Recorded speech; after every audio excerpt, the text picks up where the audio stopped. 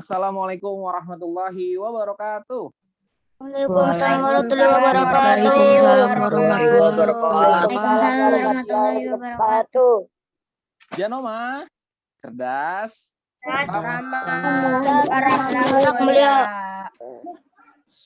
Alhamdulillahirrabbilalamin. Wassalatu wassalamu ala rasulillah. Kali ini sedikit berbeda. Pembelajaran kelas 5, kita mengundang beberapa siswa lain, baik dari sekolah sendiri maupun dari sekolah luar.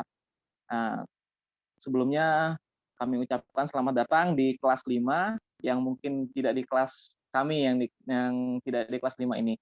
Selamat datang, selamat bergabung.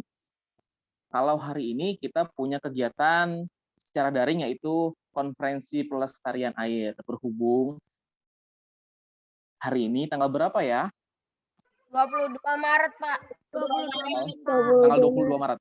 Ya, itu tanggal 22 Maret itu jatuhnya Hari Air Sedunia. Apa sih Hari Air Sedunia? Ada yang tahu nggak Hari Air Sedunia? World Water Day, Pak. World Water Day. Ya, itu adalah simbol kalau kita mesti melestarikan yang namanya air. Nah, ngomong-ngomong soal air, kali ini kita akan membahas banyak terkait tentang air. Air ini di sini air apa nih? Ayo. Air hujan, air laut, air Danau, susu atau air danau. Banyak ya air. Tambak. Baik, kita Air mulai ya. garam. Oke, sebelum kita lanjut ke pembahasan, perkenalan singkat dari Bapak Guru ya. Bapak Guru ini namanya Galistio Utomo ya. Bapak Guru ini lahir di Jakarta tahun 93 ya. Menginjak pendidikan Teknik Sipil S1, kemudian lanjut lagi PGSD S1, jadi 2 kali S1. Kemudian ya, perkenalan singkat dari Bapak yaitu mengajar kelas 5 sudah 3 tahun di SDN Jati 05. Sebelumnya mengajar kelas 4 di SDN Jati 07. Oke, alhamdulillah bisa berjumpa dengan adik-adik semua dalam acara konferensi pelestarian air. Kita kasih hashtag ya, cinta air. Oke. Baik. Kita masuk ke materi pertama kita, slide pertama. Slide pertama itu Bapak akan kasih slide ini. Ya. Bapak akan jelaskan ada perbedaan air, ada 3 perbedaan air. Bisa bantu Bapak bacanya? Ada air apa? Air baku, air tanah, Sama air permukaan. Ada air baku, ada air tanah, dan air permukaan. Sama apa beda sih ketiga air ini? Pasti berbeda Beda banget, ya. Pak. Beda banget ya. Beda. Ya, kalau ada yang bisa bantu Bapak nggak? Air baku itu apa? Air yang ada di salju, Pak. Air yang ada di salju. Ya. Ada yang tahu ya, air baku? Danau, Pak. Danau Danau. gitu, Pak. Oke, kalau bingung gini, ada yang tahu nggak arti kata bahan baku? Tahu. Apa tuh? Bahan baku, Pak. Bahan baku? Misalnya? Bahan utama. Itu bahan utama. Oke, baku itu artinya utama gitu kan, pokok. Nah, air pokok ini berbeda dengan air yang 2 dan 3 gitu ya. Air baku ini ialah air yang bisa digunakan untuk apa? Untuk minum, terus juga untuk kebutuhan pokok sehari-hari. Kalau kalian menggunakan air untuk kebutuhan sehari-hari apa aja? Minum. Ada untuk minum. Ada yang untuk mandi, memasak, mencuci piring. Terus ada apa lagi? Menyiram tanaman. Cuci baju. Banyak lain sebagainya gitu ya. Nah, itu definisi daripada air baku, air untuk kebutuhan pokok sehari-hari. Dan kalau air tanah, ya ini air yang berada di bawah permukaan. Di lapisan tanah. Ya, Yang ada di betul, di lapisan lapisan tanah ataupun di lapisan batuan di bawah tanah gitu ya. Dan yang ketiga, air permukaan ini apa nih? Kayak danau gitu, Pak. Ya, air yang menyangkut seperti air danau, air sungai, air waduk, dan lain sebagainya. Air yang ataupun bangunan yang tempat untuk menampung air hujan. Oke, itu 3 perbedaan air ya. Ada air apa? Air baku, Baku, tanah sama air permukaan. tanah Air sama tanah air sama air permukaan. permukaan. Job. Yuk, kita lanjut lagi ya.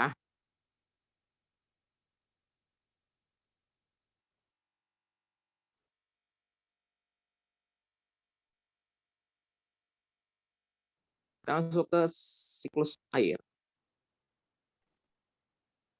Nah, sudah pada tahu Pak. belum tentang siklus air atau water circle? Udah lah, Pak. Sudah, Udah, Pak. alhamdulillah yang udah tahu ya. Yang belum tahu ataupun yang masih ragu-ragu tahu apa enggak, ya ini sedikit Bapak akan mengulas tentang siklus air. Bahwasanya air di muka bumi ini itu berputar. Oh, air ini tidak habis ataupun air ini tidak bertambah. Mungkin ada adik-adik yang berpikiran kan ada air hujan, Pak. Airnya turun dari langit ke bumi, Pak. Jadi air di muka bumi ini makin nambah, Pak. Terus ada lagi yang berpikiran, Pak, saya naruh air di ember keluar yang terkena matahari terus airnya berkurang, Pak. Oh, ternyata air di muka bumi ini itu berputar. Artinya memiliki siklus water circle atau siklus hidrologi. Ya, siklus hidrologi, siklus air tersebut. Nah, bagaimana kita mulainya? Mulainya daripada penguapan. Apa sih penguapan? Penguapan itu airnya terkena panas. Airnya terkena panas, baik air yang ada di laut maupun air yang ada di daratan, yang ada di pepohonan, yang ada di jalanan, gitu kan. Proses penguapan tersebut yang di air laut namanya evaporasi nih. Kalau yang air yang ada di permukaan tanah, yang di pohon dan lain sebagainya namanya transpirasi nih. Dia menguap. Menguapnya karena apa sih? Karena terkena sinar matahari. Ya, kemudian air yang sudah menguap itu ke atas. Ke atas ngapain? Mengumpul menjadi awan-awan yang siap akan hujan. Itu jadi terjadi proses kondensasi, kemudian presipitasi, turun hujan.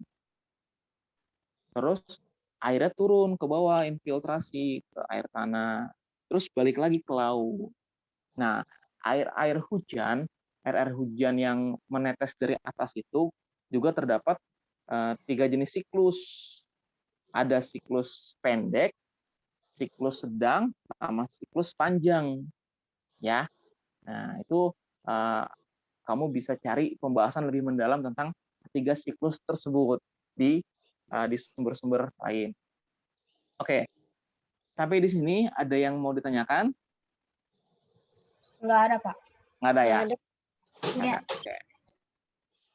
Oke, kita lanjut ya. Kita lanjut. Oke. Nah,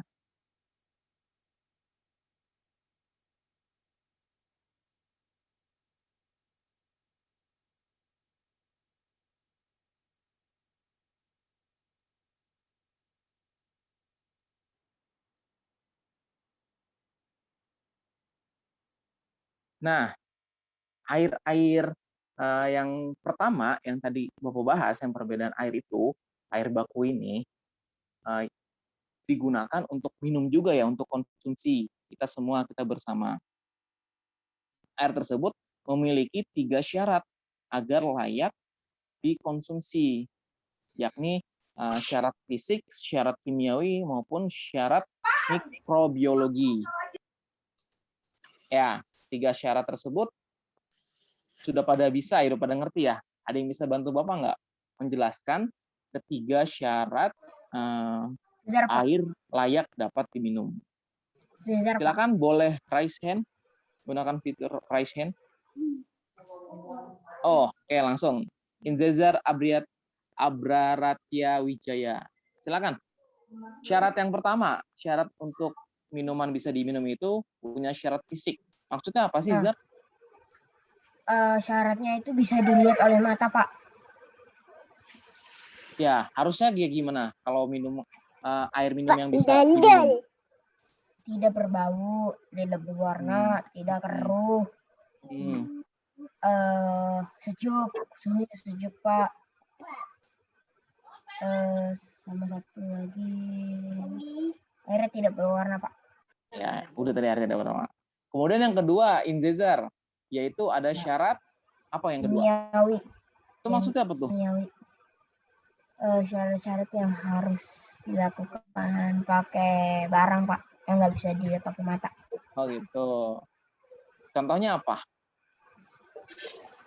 pH-nya itu apa tuh harus pH apa itu pH? derajat keasamannya, Pak. Oh, jadi air yang dapat diminum ini memiliki derajat keasamannya atau tingkat pH. Emang kalau yang boleh diminum derajat keasamannya itu berapa sih? 6,2 sampai 10,5, Pak. Hah? Yakin? 6,2. Yakin, Pak. 6,5 sampai 9,2. Oh, terima kasih udah koreksinya Fedis ya. Untuk lain kali resen dulu ya. Ya, 6,5 sampai 9,2 tadi katanya ya. Oke, terima kasih. Kemudian Inzazar yang ketiga. Ada mikroboligio. Susah ngejanya. Yang ketiga yaitu syarat air minum itu harus lolos syarat daripada mikrobiologi. Apa sih syarat mikrobiologi? Syarat mikrobiologi tidak mengandung bakteri-bakteri atau virus di dalam air. Tidak mengandung bakteri-bakteri jahat atau virus-virus jahat yang terdapat di dalam air. Itu cuman bisa dilihat daripada di laboratorium air tersebut. Makanya air minum yang beredar di masyarakat perlu namanya uji lab namanya. Ya, itu yang Bapak sampaikan dulu. Sampai di sini ada yang mau ditanyakan? Tidak. Oke, kalau tidak ada yang mau ditanyakan, Bapak yang tanya ya. Ya, Bapak mau tanya dong, di sini ada teman kita nih, Vitaya NF nih.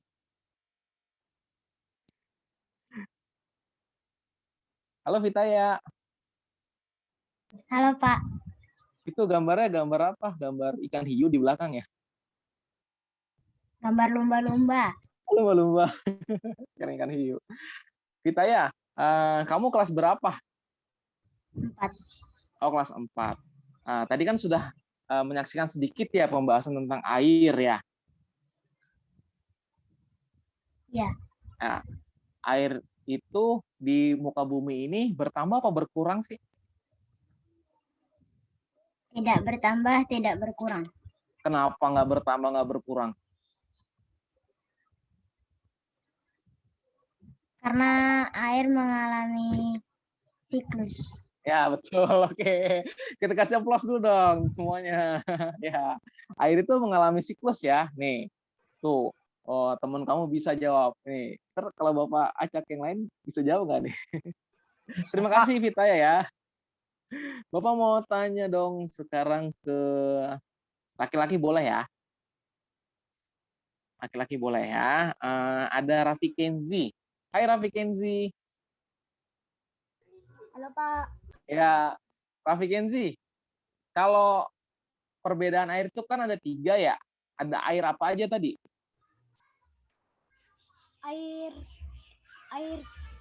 Air kimiawi. Ayo. perbedaan air ada 3. Tadi ada air baku, air Tanah. terus satu lagi. Air permukaan. Ya, terima kasih temennya juga yang udah ngebantuin ya. Ada air tanah sama air permukaan. Ya, itu dulu yang Bapak tanyain ya. Kita lanjut lagi. Kita lanjut.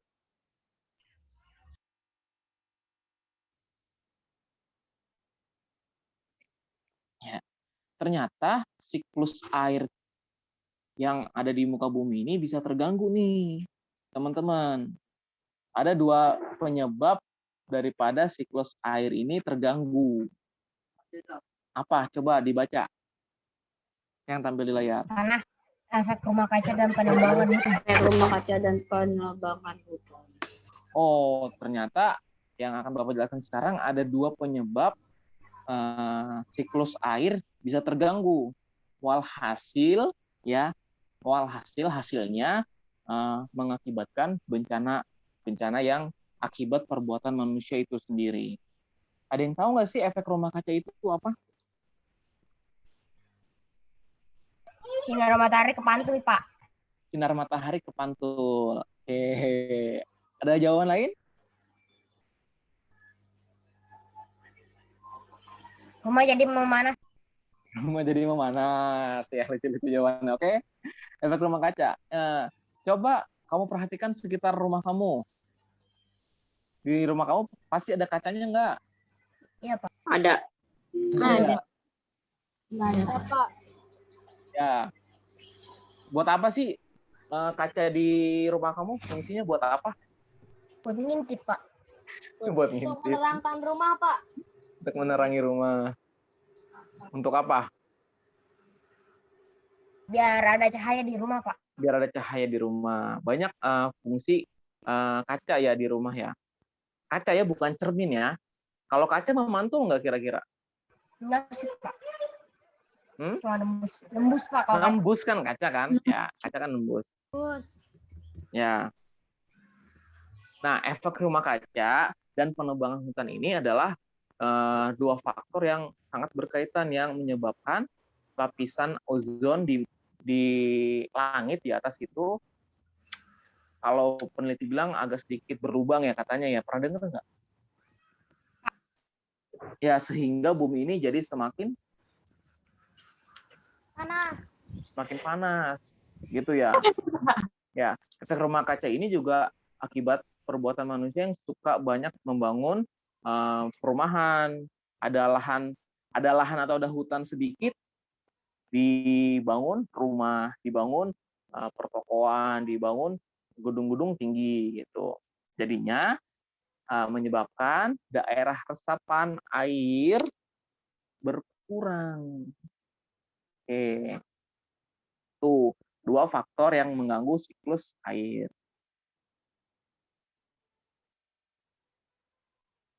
Lanjut lagi ya. Lanjut lagi. Oke.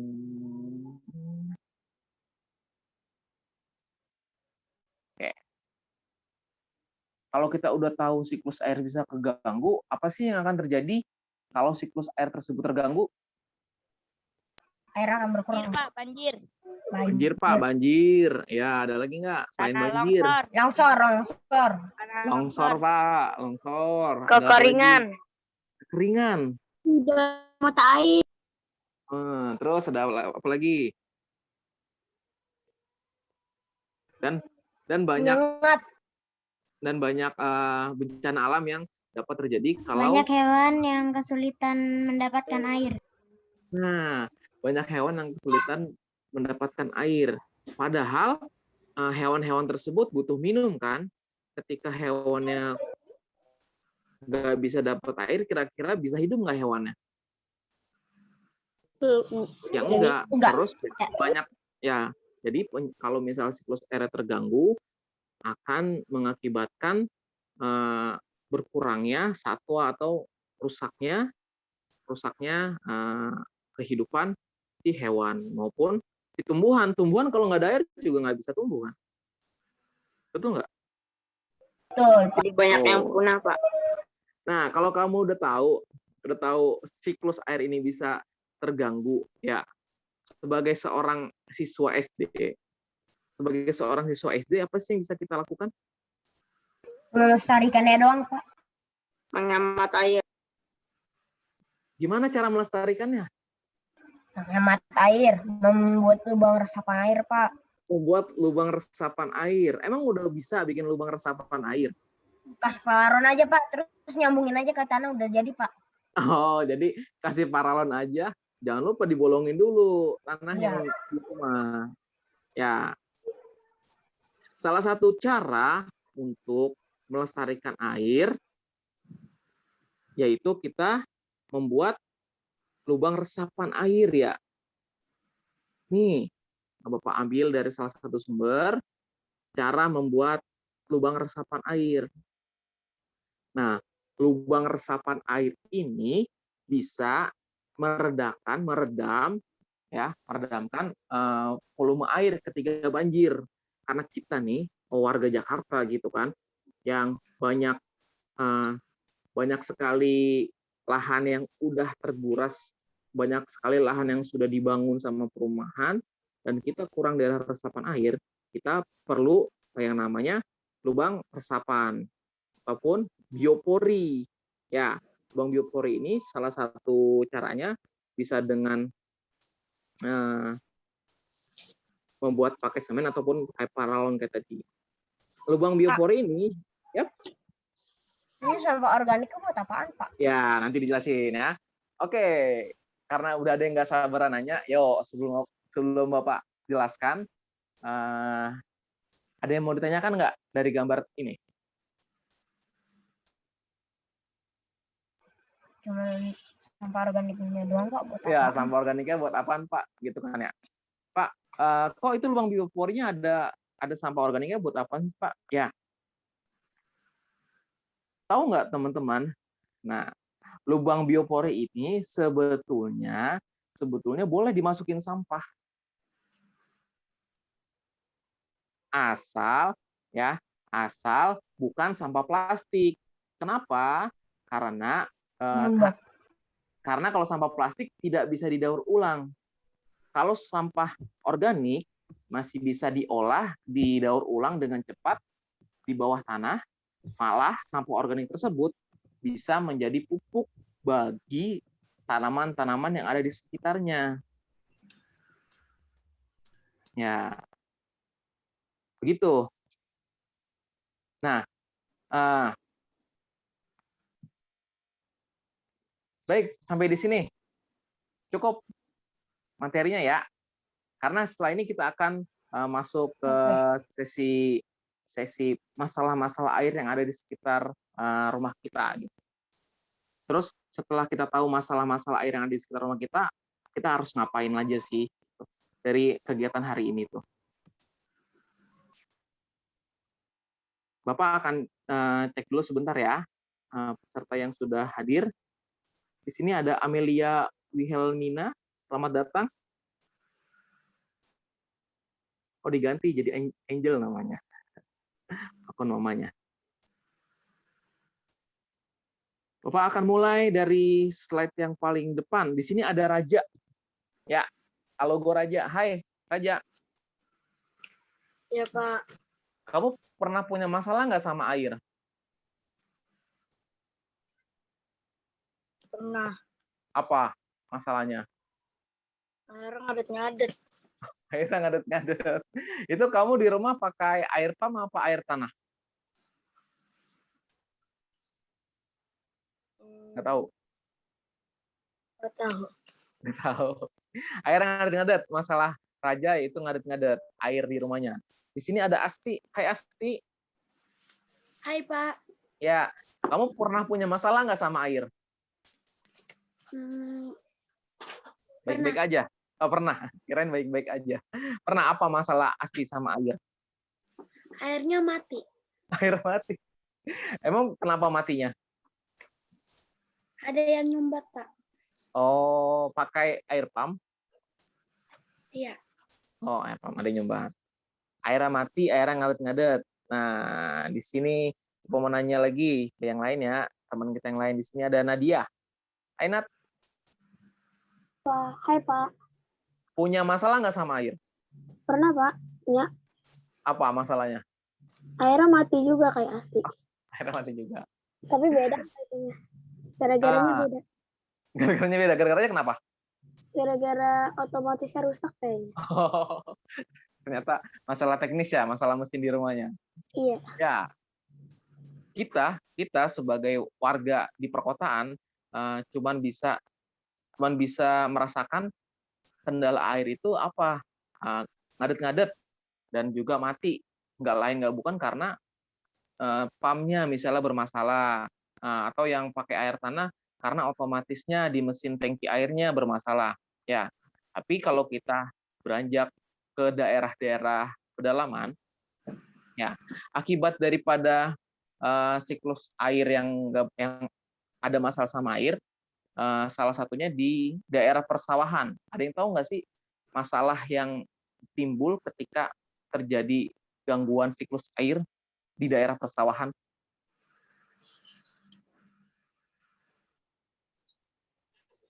Ada yang bisa bantu Bapak? Nggak ada? Kekeringan, Pak. Zar. Kekeringan, Pak. Rizar. Oh, itu seperti suara Saya, siapa ya? Ya, silakan. Nisha ya? Iya, Pak. Syah.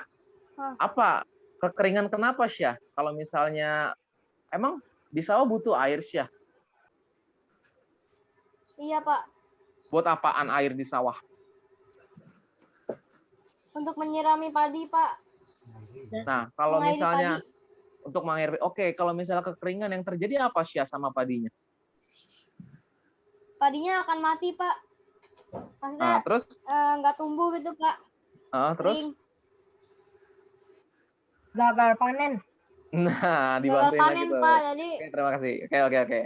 Nah, ternyata kita yang ngerasain di perkotaan cuma sepele kan, airnya mati, cuman nggak bisa mandi gitu kan ya, ngadet-ngadet, tapi nunggu beberapa jam juga udah normal lagi.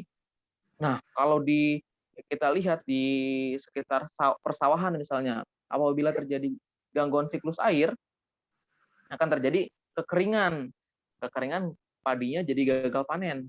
Kalau gagal panen, kira-kira menurut kamu yang ada di perkotaan bisa makan nggak? Nggak bisa makan Enggak, nasi. Pak. Bisa, tapi harganya akan menjadi Mahal. mahal ya. Dari yang 20 jadi 100. Iya, yang awal 20.000 jadi 100. Itu nggak cuma sama padi, itu berlaku untuk bahan-bahan ya. Yang ada Oke. di Mohon dengan sangat adik-adik yang ikut Zoom ini, apabila sedang mengikuti Zoom, tidak usah ngechat yang tidak penting ya. Kalau mau chat pertanyaan silakan di kolom chat. Yuk, kita lanjut. Kita mau lanjut apa lagi nih ya yang kita akan bahas? Ya udah, itu yang bisa dapat Bapak sampaikan di konferensi pelestarian air ini. Kita mesti hemat air untuk menjaga sumber air demi masa depan kita semua gitu kan, karena kalau bukan kita yang ngejaga, siapa lagi yang akan menjaga air ini gitu. Salah satunya dengan berkampanye. Apa yang bisa kita lakukan? Ya, selain kita hemat air, baik itu kita misalnya kamu lagi nyuci beras, air berasnya dipakai buat menyiram tanaman. Boleh nggak kayak gitu? Boleh. lebih Juga. baik, Pak. Kalau lebih baik kayak gitu. Ya, Bagus apalagi buat tanaman, Pak. ya bagus buat tanaman. Jadi tanamannya disiram dengan air berorganik sisa daripada Lebih subur. cucian beras. Oke. Jadi hemat air, Pak. Oke, selanjutnya misalnya kita cuci pakaian itu harus sedikit apa harus banyak? sedikit. Banyak, Pak. Sedikit-sedikit nyuci apa banyak-banyak baru dicuci? Baiknya mencuci pakaian jangan langsung jangan cuma dikit-dikit cuci, tapi sekaligus banyak biar airnya juga tidak boros. Gitu ya. Ya. Ada lagi nggak? Ya, kehidupan sehari-hari kita yang kita lakukan untuk melestarikan air. Di rumahnya pernah ada yang punya mesin filter air? Ada, Pak. Ada. Siapa tuh? Ada. Jajar Pak kali itu. Jajar. Oh, Zezar punya filter air. Filter air boy pokoknya. Iya, Pak. Apa sih Nah, filter itu air, punya. Zar?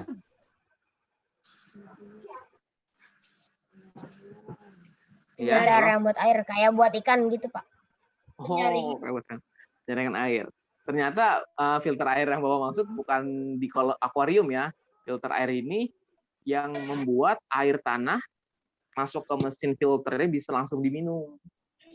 Gitu. Jadi kita melestarikan air juga ialah dengan cara menjernihkan air. Ada yang tahu nggak sih cara menjernihkan air dari yang keruh menjadi yang tidak keruh? Tahu, Pak. Tahu. Pakai drum bekas, arang-arang, kerikil, Terus? batu kali, terus sapuan gitu, Pak. Sapu gigi, sapu apa gitu, Pak. Oke. Jadi kalian bisa melakukan percobaan yang sangat menarik ya, yaitu dengan menjernihkan air. Menjernihkan air ini bukan berarti airnya bisa langsung diminum ya. Ingat ya, syarat air bisa diminum itu juga harus uji lab. Ya, jadi kalian bisa membuat alat sederhana, alat penjernih air sederhana. Oke, itu yang nanti yang bisa proyek selanjutnya yang akan kalian lakukan, yang ikut konferensi ini kalau berkenan. Tapi kalau misalnya nggak bikin juga nggak apa-apa ya. Setelah ini akan ada quizzes ya daripada materi yang barusan Bapak sampaikan. Jadi kita sama-sama sepakat supaya kita melestarikan air. Salah satu caranya dengan berkampanye agar hemat air dan juga agar bisa melakukan penjernihan air. Ya, itu yang bisa Bapak sampaikan.